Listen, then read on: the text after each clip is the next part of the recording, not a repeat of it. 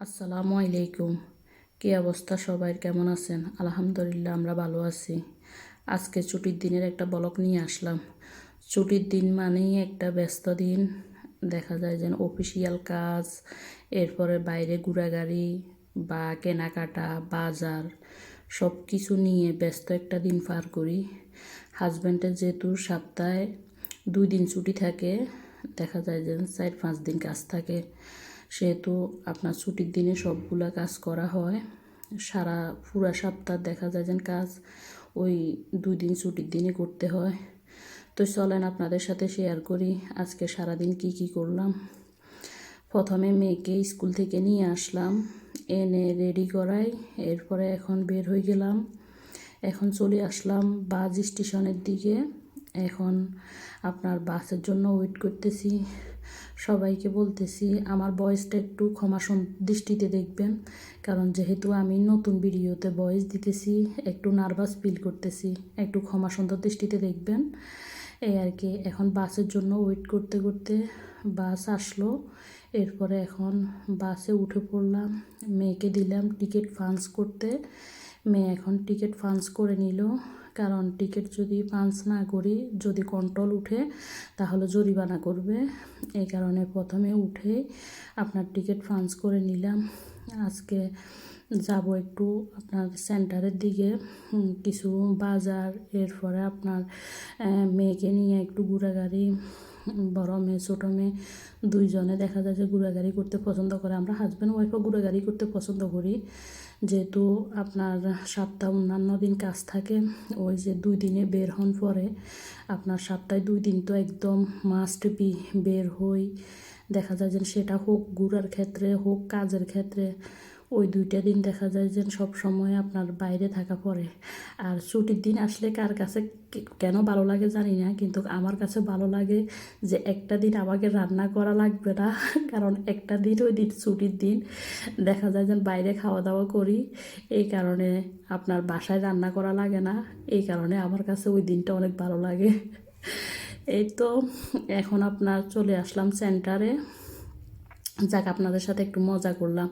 আসলে গৃহিণীদের কাজে হচ্ছে রান্না বান্না, বাচ্চা কাচ্চা সামলন, ঘর গুছানো, এগুলো হচ্ছে গৃহিণীদের কাজ। এগুলো আমার কাছে করতে ভালো লাগে। আর সব কিছু মিলে দেখা যায় বিদেশের বাড়িতে না করেও কোনো উপায় নেই, যেহেতু বিদেশের বাড়িতে কোনো হেল্পিং হ্যান্ড থাকে না, নিজের কাজ নিজেকেই করতে হয়। এই তো আমরা এখন আপনার আসছি একদম সেন্টারে, আপনার ফিসা সেন্টারে আসছি। এটা হচ্ছে একটা আপনার সরকারি একটা অফিস। আপনার এই যে সামনে আপনাদের ভাইয়া, আমার 2 মেয়ে, বড় মেয়ে ছোটো মেয়ে। এখন আমরা চলে আসছি কুচিতালি রোডে। এটাকে এক একজন এক এক নামে বলে, কেউ বলে কোরসো ইতালি, কেউ বলে কুচিতালি। আপনার এই রাস্তাটা এত ব্যস্ত রাস্তা, এটাতে আপনি সারাটা দিন আপনি মানুষ পাইবেন, দিনটায় 24 ঘন্টা অল টাইম আপনি এটাতে আপনি মানুষ পাইবেন। কি রাত্রে 2টো কি 3টে, আপনি যখনই আসেন এখানে অল টাইম মানুষ থাকবে। আর সবাইকে যদি বলেন যে কোরসো ইতালিতে আছে বা কুচিতালিতে আছে, সবাই চিনবে। এই তো এখন আমরা চলে আসলাম ওবিএসে। মেয়ের জন্য কিছু আপনার জামা নেব, বড় মেয়ের জন্য। এখন যেহেতু আপনার সামার অলরেডি চলে আসছে, কিছু আপনার সুতার জামা নেব। এখানে নিচে হচ্ছে আমাদের বড়দের যায় জামা কাপড়, আর উপরে হচ্ছে আপনার ছোটদের যায় জামা কাপড়। এই যে এখন দেখতেছি, যদি বড়দেরগুলো দেখতেছি, এখন যদি ভালো লাগে আমিও আমার জন্য নেব। এখানে সুন্দর সুন্দর কিছু ড্রেস দেখলাম। এই যে এই ড্রেসটা অনেক সুন্দর, এই 2টা ড্রেসও সুন্দর অনেক। এগুলো একদম পিওর সুতির, এগুলো আপনার এশিয়ান জামা। আসলে যেহেতু আমরা বাঙালি, আমাদের কাছে কমফোর্টেবল লাগে, এশিয়ান জামাগুলোই আমাদের কাছে কমফোর্টেবল লাগে। ইতালিয়ান ড্রেসগুলো একটু শর্ট হয়, ওইগুলো দেখা যায় যে মাঝে মধ্যে পরা যায়, কিন্তু কিছু কিছু আছে একদম বেশি শর্ট থাকে। এশিয়ানগুলো একটু লং থাকে এবং কি কাপড়ও সুতির থাকে, এগুলা সামারের জন্য আরামদায়ক হয়। এখন লিফটে চলে আসলাম দোতলায়। দোতলায় আপনার বড় মেয়ের জন্য জামা দেখব। এই যে অলরেডি মেয়ে আগে চলে আসছে।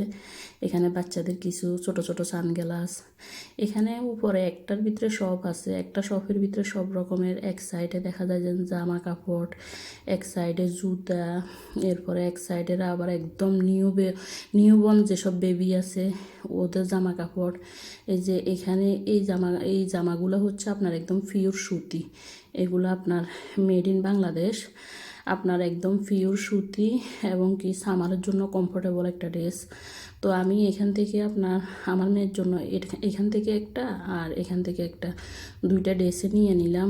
আপনাদের বাইয়া গেছে এখন আপনার পেমেন্ট করতে, যে কাউন্টারে গেছে পেমেন্ট করবে এখন।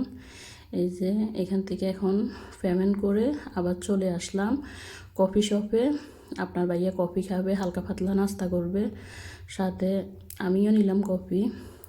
এই যে এখানে এখন একটা দোলসে নিলাম, দুইটা কফি নিলাম, যেহেতু দোলসে আমি খাবো না সেহেতু আমার জন্য নিই নেই। হালকা পাতলা নাস্তা করে এখন চলে আসলাম আমাদের বাংলাদেশি দোকানে। এই যে এখানে বাংলাদেশি দোকানে আসলাম, কিছু টুকটাক বাজার করব এখন। বাজার বলতে বাড়ি বাজার না, আপনার মাসিক বাজার তো করা হয়েছে।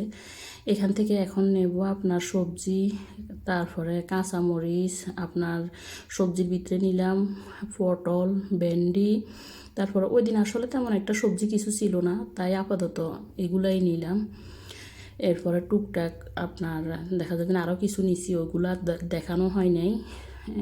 এরপরে এখন চলে আসলাম আপনার খাবো রাতের খাওয়ার, যেহেতু আপনার আজকে বাসায় গিয়ে আর কোনো কিছু নাস্তা পানি রেডি করব না, তাই একবারে বাইরের থেকে খেয়ে গেলাম।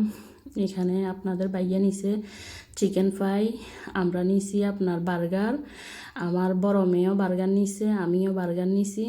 আপনাদের বাইয়ার একটু ঠান্ডা লাগছে তাই সে আপনার জাল জাল চিকেন ফ্রাই নিছে। এরপরে মেয়ে বলতেছে আম্মু চলো না একটু পার্কে যাই।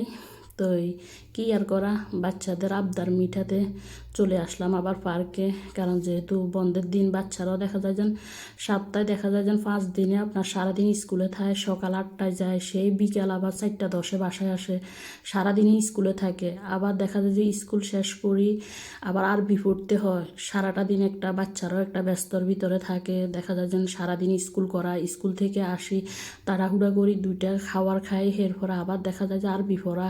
তো ওই সপ্তাহে শনিবার রোববার বাচ্চাদের স্কুল বন্ধ থাকে, তো ওই দিন যেহেতু আবার আপনাদের বাইয়ের কাজ থাকে সেহেতু হয়তো বা দূরে কোথাও আসি না, বাসার আশেপাশে হয়তো বের হই। তো বিশেষ করে যেহেতু সোমবার মঙ্গলবার আপনার বাইয়ের ছুটি থাকে, ওই দিনে দেখা যায় যে আমরা পিছে আসি একটু বাইরে ঘোরাঘুরি। আর এরকম পার্ক সব জায়গায় আপনার সরকারে করে দিছে, যাতে করে বাচ্চারা একটু পড়ালেখার পাশাপাশি একটু টাইম পাস করতে পারে, খেলতে পারে। আসলে বাচ্চাদের জন্য খেলাধুলো এটা একটা প্রয়োজনীয় জিনিস, পড়ালেখার পাশাপাশি এটাও থাকতে হয়, এই আর কি। তো আপনাদের কাছে ভিডিওটি কেমন লাগছে জানাবেন, যদি ভালো লাগে লাইক কমেন্ট অ্যান্ড শেয়ার দিয়ে সাথে থাকবেন।